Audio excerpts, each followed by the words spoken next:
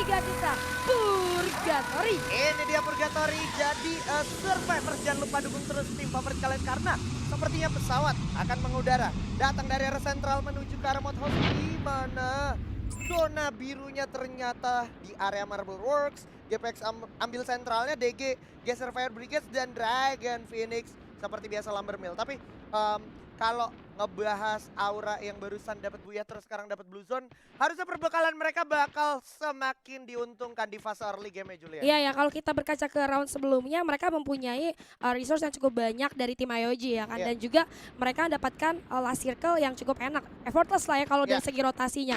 Nah kali ini kalau misalnya kita ngomongin dia dapat resource yang cukup baik dari Blue Zone, apakah circle-nya nanti akan berpihak kepada mereka lagi? Kita masih belum tahu, tapi tahan dulu.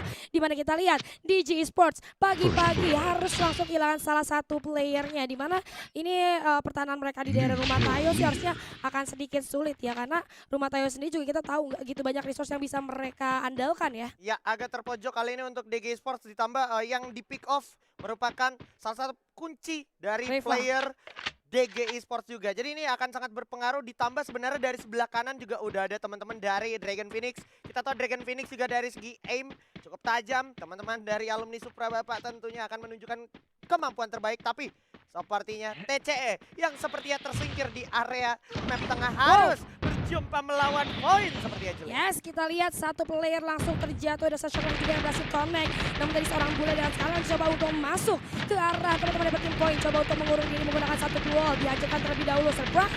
Satu player berhasil didapatkan oleh seorang bule langsung di sandwich oleh 3 player sekaligus untuk melakukan satu upaya ending. Tapi ada serangan baru datang. Time turner yang sudah diaktifkan masih sempat melindungi tembakan yang masuk ke arah tim TC itu sendiri. Mr. Kepo nampaknya masih sempat untuk memberikan serangan balasan sehingga satu player lagi itu Kai berhasil di ending oleh teman-teman dari tim Tang City Esports. Tang City Esports di sini walaupun dia harus mengalah dari map tengah Brazilianya, tapi tetap menunjukkan performa terbaik di mana dia berhasil mengkoleksi 2 poin eliminasi di early. Terus juga kalau ngelihat gimana pergerakan dari RRQ yang sekarang di season 6, RRQ kali ini punya pergerakan yang sangat cepat, tapi juga cepat banget karena ada Falls yang udah jatuh di sana. Aduh, dari seorang Maybe berhasil terjatuh satu bukan satu. Namun dari seorang Maybe masih sempat diselamatkan sementara di Falls ini poin berarti turunnya mereka pisah ya. Ada Pisah. split positioning yang akhirnya membuat mereka saling kekurangan backup, maka satu persatu berhasil diabsen oleh tim-tim yang ada.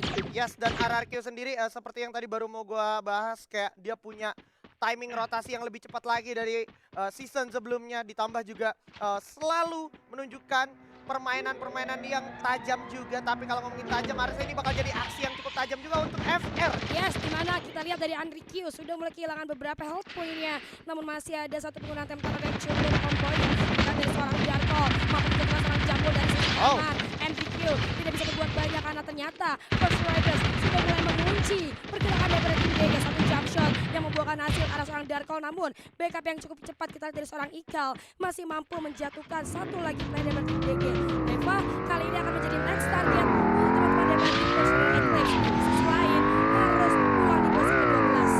Gue tadi baru mau bahas yang ketika Jadi membingungkan kalau lu datangnya terlambat. Banyak kampung yang menjadi blind spot musuh lu, nantinya lu bakalan susah buat masuk. Tembakan dari segala arah yang gak tahu jelasnya dari mana. Itu bakal jadi satu disaster nantinya. Tapi udah mulai melakukan rotasi dari beberapa tim. Kita lihat ini ada Onyx juga yang udah mulai dikit-dikit masuk ke dalam circle. Tapi kita pindah dulu ke POV dari EVOS Divine yang mana di round kedua mereka menjadi pemuncak current standingnya ya. Dimana dia dapetin 32 poin.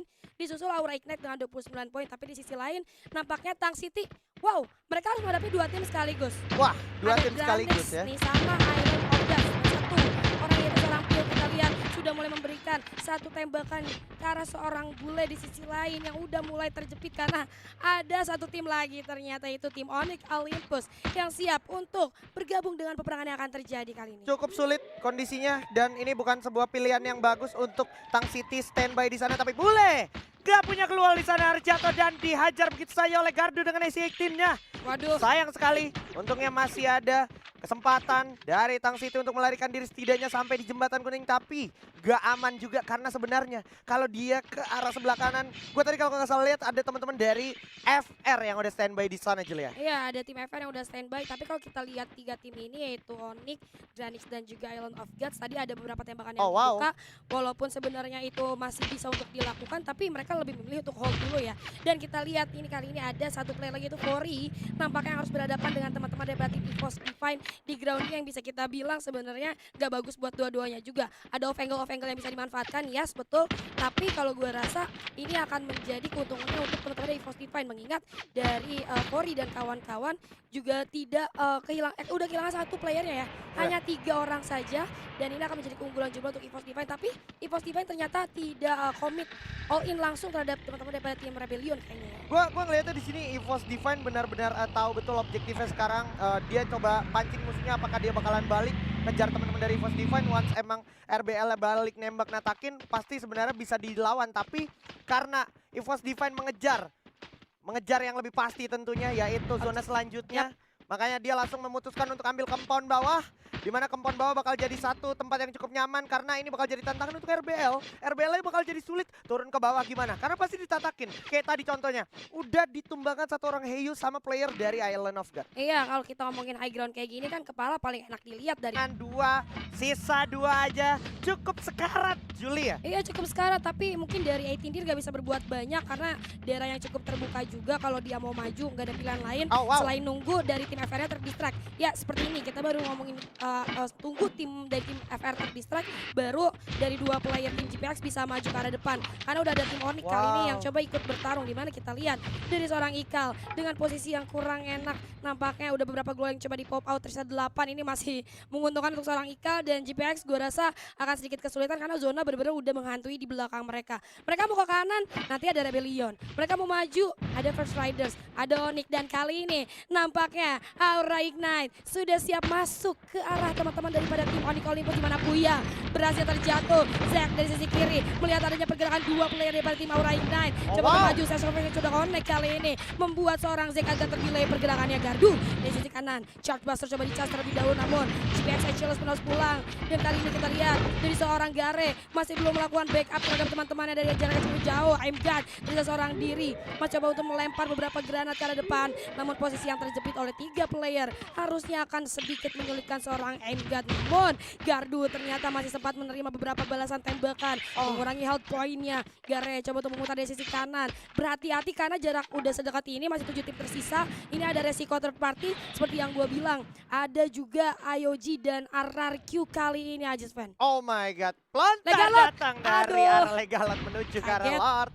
Dan ini masih bakal ditungguin terus momentumnya sama Legalot sambil make sure di sana masih ada orang apa enggak, karena belum ada tanda-tanda dari Lordnya melarikan diri. Dan RRQ akan mengambil jalur tengah. Setelah dia mengambil rumah merah menuju turun ke bawah, peralatan pasti, dan Jafra bakal coba dihantui oleh ledakan yang datang dari Legalot. Dan udah bakal ada 2 orang masih bakal coba predik. Dan 1 orang, bravo sekali prediksi dari sang kapten terkuat di bumi. Berhasil mendelay dari Island of God sampai akhirnya ternyata di sisi lain Zack berhasil menumbangkan Onyx. Dan tapi kondisinya FRX Clip maksud gua, Onyx masih standby tapi juga cukup sulit bersama dengan Rasha yang dari kejauhan juga sudah melihat, memvonis pergerakan dari RRQ. Kazu bakal coba langsung di-spam Skylar, dan juga peluru datang ditujukan dari EVOS menuju ke arah RRQ. Sudah kelihatan Skylarnya juga di sana, bakal coba langsung dihabis begitu saja Julia. Sisa maybe doang, dan pada akhirnya habis sudah RRQ Kazu di peringkat kelima, Julia. Aduh sayang banget RRQ Kazu, tapi sayang sekali dari atas ada teman-teman daripada Rebellion dengan satu pelantar yang cuma tetap Mr. Zero Fight, dimana Heyo kali ini coba memberikan spam tembakan ke arah seorang Abbas, nggak bisa berbuat banyak. Tembakan dari segala arah yang masuk kali ini karena EVOS Divine harusnya menyulitkan Beyond dan 1 player lagi yang tersisa. Tapi kita bisa lihat tadi support dari seorang Rasha benar-benar menyulitkan ya, karena 2 player langsung jatuh.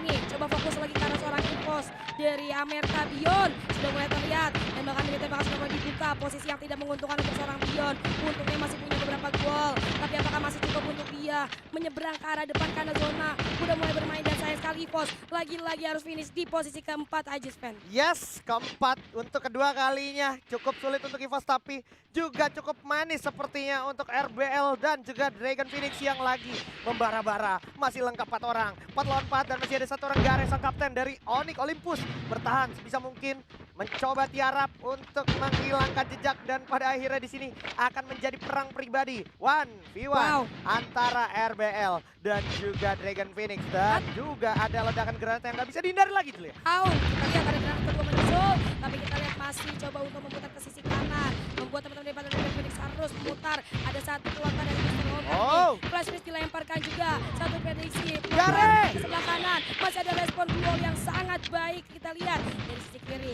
Masih ada Gare yang coba untuk Gare! bertahan, tapi Gare mencari peluang di antara pertarungan yang terjadi. Gare! Tatap muka. Tapi Gare masih berhasil survive karena memanfaatkan keuntungan yang ia miliki atas pertarungan yang terlihat antara tim Dragon Phoenix Pelontar. dan Rebellion. Pelontar lagi. Tapi saat sekarang nih Olympus pun harus ditumbangkan di posisi kedua. And this is it. Booyah for Dragon Phoenix. Dragon Phoenix, permainan yang sangat cemerlang, permainan yang sangat baik tanpa ada sedikit mistake yang mereka perbuat karena tadi sebenarnya kalau ngomongin grounding